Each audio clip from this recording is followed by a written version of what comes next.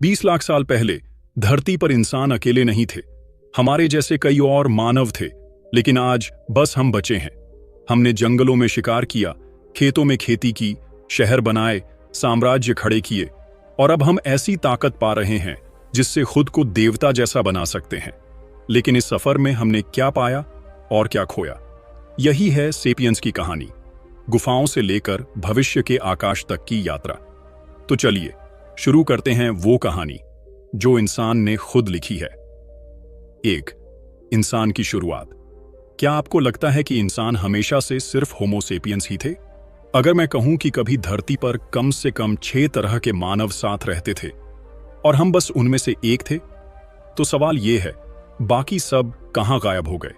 लगभग 20 लाख साल पहले धरती पर कई तरह के ह्यूमन स्पीसीज रहते थे। ये सब हमारे जैसे दिखते थे, 2 पैर, 2 हाथ, दिमाग, लेकिन थोड़े अलग। कुछ मजबूत शरीर वाले थे, जैसे होमो निएंडरथालेंसिस निएंडरथाल्स, जो यूरोप की ठंडी घाटियों में रहते थे। कुछ लंबे सफर करने में माहिर थे, जैसे होमो इरेक्टस, जिन्होंने अफ्रीका से एशिया तक यात्रा की। और फिर थे हम, होमो सेपियंस, यानी सोचने वाले इंसान। उस समय ऐसा नहीं था कि हम सबसे ताकतवर थे। निएंडरथाल्स हमसे ज्यादा मांसल थे, ठंड में ज्यादा टिकाऊ थे। होमो इरेक्टस हजारों सालों से जिंदा थे, मतलब सर्वाइवल के मामले में वो प्रो लेवल थे। फिर भी धीरे धीरे एक एक करके बाकी सब गायब हो गए और बस हम बचे। सवाल उठता है, क्यों? हमारे पास एक खास सुपर पावर थी, सोचना, जटिल भाषा में बात करना और बड़े समूह में मिलकर काम करना। हम सिर्फ शिकार नहीं करते थे, हम प्लान बनाते थे, कहानियां बताते थे और उन कहानियों पर मिलकर भरोसा करते थे। ये क्षमता हमें बाकी स्पीसीज से कई कदम आगे ले गई। लेकिन ये जादुई ताकत हमें कब मिली और कैसे हम साधारण बंदर से एक कल्पनाशील कहानीकार बने? यही है हमारी कहानी का सबसे रोमांचक मोड़, कॉग्निटिव रेवोल्यूशन, जिसे हम अगले हिस्से में खोलेंगे।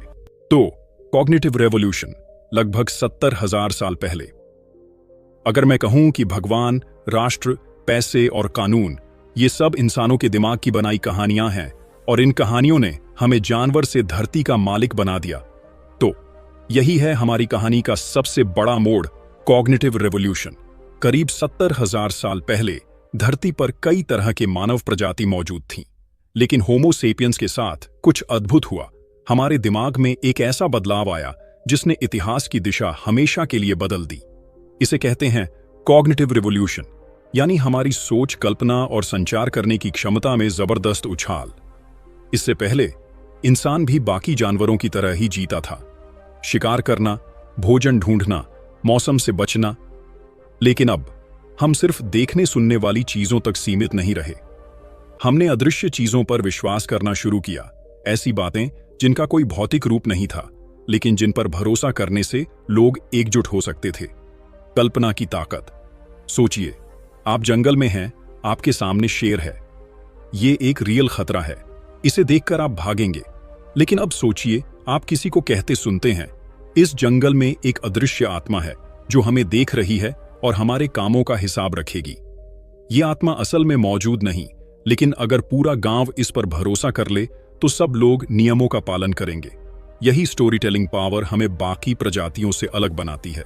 सिर्फ इंसान ही ऐसा क्यों कर पाए? जानवर भी संवाद करते हैं, बंदर खतरे के लिए अलग आवाज निकालते हैं, डॉल्फिन आपस में इशारे करती हैं, लेकिन उनकी भाषा यथार्थ तक सीमित है। वे कभी नहीं कह सकते, अगले साल यहां फसल बोएंगे, या हम सब मिलकर एक अदृश्य देवता की पूजा करेंगे। होमो सेपियंस ने यह कर दिखाया। हम सिर्फ सच्ची बातें ही नहीं, बल्कि कल्पित कहानियां भी शेयर कर सकते थे। अदृश्य लेकिन शक्तिशाली अवधारणाएं। धर्म, एक साझा आस्था जो हजारों लाखों अजनबियों को जोड़ सकती है। राष्ट्र, कागज पर खींची गई लकीरें, लेकिन इनके लिए लोग जान भी दे देते हैं। कानून, लिखित नियम जो प्राकृतिक नहीं है, लेकिन लोगों के जीवन को नियंत्रित करते हैं। पैसा, कागज या सिक्के का कोई असली मूल्य नहीं, लेकिन पूरी दुनिया उसे मानती है। कैसे बदल गया इंसान का भविष्य? इस नई सोच ने हमें छोटे छोटे परिवारों से निकलकर विशाल समाज बनाने की ताकत दी। अब हम सिर्फ अपने कबीले के 50-100 लोगों के साथ नहीं, बल्कि लाखों अजनबियों के साथ भी सहयोग कर सकते थे। क्योंकि हम सब एक ही इमेजिनरी ऑर्डर पर भरोसा करते थे। जैसे अगर मैं आपको एक हरे रंग का कागज दूं और कहूं ये 100 रुपये है, तो आप उसे स्वीकार करेंगे, क्योंकि हम दोनों उस कहानी पर भरोसा करते हैं कि ये कागज चीजों के बदले में इस्तेमाल हो सकता है। और ये थी वो क्रांति जिसने हमें बाकी मानव प्रजातियों से आगे निकाल दिया। अब हमारे पास दिमाग, भाषा और सहयोग की ताकत थी, लेकिन हम इसका इस्तेमाल कहां कर रहे थे? जवाब हमें ले जाता है उस दौर में जब इंसान जंगल में शिकार करता और जंगली फल इकट्ठा करता था, यानी हंटर गैदरर लाइफ। 3. शिकार और संग्रह का जीवन, हंटर गैदरर इरा। आज हम खाना ऑर्डर करने के लिए बस एक ऐप खोलते हैं, लेकिन क्या आप जानते हैं हमारे पूर्वजों को खाना पाने के लिए घंटों, कभी कभी दिनों तक जंगल में भटकना पड़ता था। स्वागत है उस दौर में जब इंसान शिकारी और संग्रह करता था। लगभग 20 लाख साल पहले से लेकर सिर्फ 12,000 साल पहले तक इंसान की जिंदगी का सबसे बड़ा हिस्सा शिकार और संग्रह में बीता। हमारे पूर्वजों के पास न खेत थे, न घर स्थायी थे, न पालतू जानवर।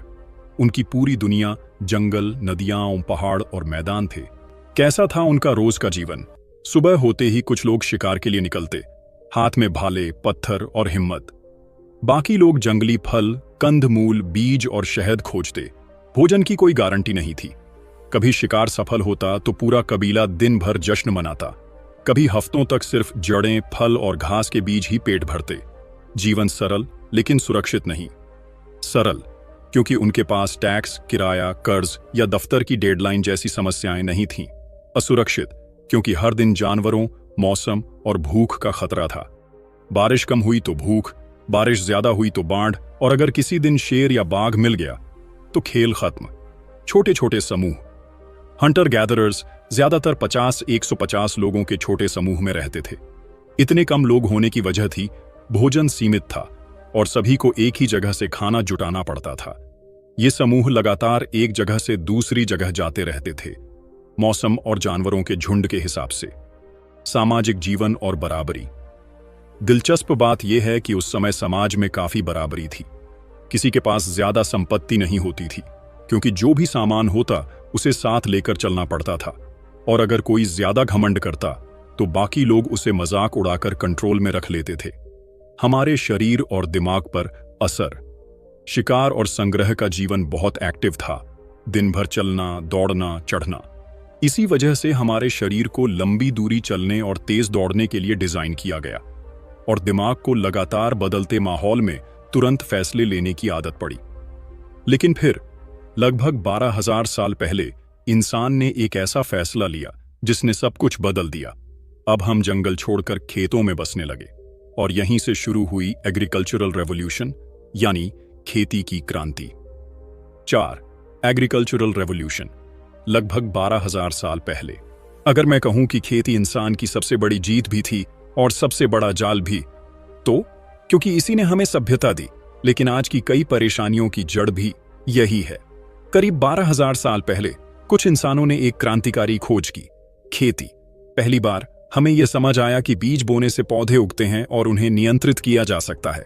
इसका मतलब था अब हमें रोज शिकार और जंगल भटकने की जरूरत नहीं, बल्कि एक जगह रहकर अपना खाना उगाया जा सकता है। क्यों शुरू हुई खेती? संभवतः जलवायु में बदलाव, जनसंख्या बढ़ना और जंगली जानवर पौधों की कमी की वजह से इंसानों ने खेतों का रुख किया। शायद शुरुआत में ये एक छोटा सा प्रयोग था। चलो देखे, ये बीज यहीं डाल देते हैं, हो सकता है अगले साल कुछ उग जाए। लेकिन ये प्रयोग धीरे धीरे हमारी पूरी जीवन शैली बदल गया। खाने का स्थायी स्रोत। खेती ने इंसानों को पहली बार स्थायी भोजन सुरक्षा दी। अब हमें पता था कि कुछ महीनों में फसल तैयार होगी और भंडारण से साल भर खाना मिल जाएगा। इसके साथ ही पालतू जानवर पालने की शुरुआत हुई, गाय, बकरी, भेड़, मुर्गी, जिससे दूध, मांस और श्रम भी मिलने लगा। बसना और गांव बनाना। खेती करने के लिए एक ही जगह रहना जरूरी था। यहीं से इंसानों ने स्थायी घर, गांव और बाद में शहर बसाना शुरू किया। यह था सभ्यता का जन्म। घर, पड़ोसी, बाजार और समुदाय की शुरुआत। छुपे हुए नुकसान। लेकिन हर सिक्के के दो पहलू होते हैं। खेती के साथ कई समस्याएं भी आईं। मेहनत बढ़ी। शिकार संग्रह की तुलना में खेती ज्यादा शारीरिक मेहनत मांगती थी। जुताई, सिंचाई, फसल कटाई, बीमारियां। लोग और जानवर साथ रहने लगे, जिससे नई बीमारियां फैलने लगी। खान पान में कमी। अब इंसान कुछ गिने चुने अनाज पर निर्भर हो गया, जबकि पहले उसका आहार विविध था। जनसंख्या विस्फोट। खेती से मिलने वाले अतिरिक्त खाने ने जनसंख्या को तेजी से बढ़ाया। पहले जहां एक क्षेत्र में 50-100 लोग रहते थे, अब वहां सैकड़ों हजारों बसने लगे। इसका मतलब ज्यादा लोग, ज्यादा संसाधन की जरूरत और ज्यादा टकराव। खेती ने हमें खाना, घर और समाज दिया, लेकिन साथ ही संघर्ष और असमानता की शुरुआत भी यहीं से हुई, और यहीं से हमने बड़े बड़े साम्राज्य बनाने की तरफ कदम बढ़ाया। अगला कदम सिविलाइजेशन और एम्पायर का जन्म। 5. सभ्यता और साम्राज्य, सिविलाइजेशंस एंड एम्पायर्स। एक समय था जब इंसान सिर्फ छोटे गांवों में रहता था, लेकिन धीरे धीरे हमने ऐसे शहर बनाए जो लाखों लोगों को समेट सकते थे, और इन्हीं शहरों से जन्म हुआ साम्राज्यों, पैसों और उन कहानियों का जिन पर आज भी हमारी दुनिया टिकी है। खेती ने इंसानों को एक जगह बसने का मौका दिया, लेकिन इसके साथ आया गांव, शहर, साम्राज्य का सफर। अब जब लोग स्थायी रूप से बस गए तो जनसंख्या बढ़ने लगी और संसाधनों का प्रबंधन जरूरी हो गया। यहीं से इंसान ने संगठित समाज बनाने की दिशा में कदम बढ़ाया। राज्य और कानून का जन्म।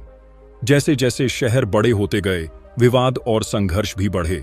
किसका खेत कहां तक है, किसके पास कितनी फसल है, इन समस्याओं को सुलझाने के लिए कानून बने और उन्हें लागू करने के लिए राज्य। राज्य सिर्फ ताकत का प्रतीक नहीं थे, बल्कि लोगों की सुरक्षा और व्यवस्था बनाए रखने का केंद्र थे। पैसे का आविष्कार। व्यापार की शुरुआत पहले सामान के बदले सामान से हुई, जैसे गेहूं के बदले मछली। लेकिन जैसे जैसे व्यापार बढ़ा, यह तरीका मुश्किल होने लगा। यहीं से आया पैसा, धातु के सिक्के, बाद में कागज की मुद्रा। पैसे ने लेन देन को आसान बना दिया और दूर दराज के इलाकों में भी व्यापार संभव हुआ। धर्म और मिथकों की भूमिका। इतने बड़े समाज को एकजुट रखना आसान नहीं था। लोगों को एक साझा कहानी की जरूरत थी, कुछ ऐसा जिस पर सभी भरोसा करें, चाहे वे अजनबी ही क्यों न हो। यहीं से धर्म और मिथक की शक्ति सामने आई। धर्म ने लोगों को साझा नैतिक नियम दिए। मिथक, जैसे राजा का दैवी अधिकार, ने सत्ता को वैधता दी। साम्राज्यों का उदय। जब एक राज्य ने आसपास के इलाकों को जीतना शुरू किया तो साम्राज्य बने। मिस्र, मेसोपोटामिया, रोमन साम्राज्य, मौर्य साम्राज्य। ये सिर्फ ताकत के प्रतीक नहीं थे, बल्कि कला, विज्ञान और संस्कृति के केंद्र भी बने। इन साम्राज्यों ने सड़कों, पुलों, बाजारों और कानूनों का नेटवर्क बनाया, जिससे सभ्यता और आगे बढ़ी। फायदे और नुकसान। फायदे: सुरक्षा, बड़े पैमाने पर व्यापार, संस्कृति और ज्ञान का आदान प्रदान। नुकसान: सत्ता का केंद्रीकरण, सामाजिक असमानता और कई बार युद्ध व शोषण। सभ्यता और साम्राज्यों ने हमें ताकत और व्यवस्था दी, लेकिन असली गेम चेंजर तो आने वाला था। एक ऐसा दौर जब इंसान ने मान लिया कि दुनिया के बारे में हमारी समझ पूरी नहीं है, और यहीं से शुरू हुई वैज्ञानिक क्रांति।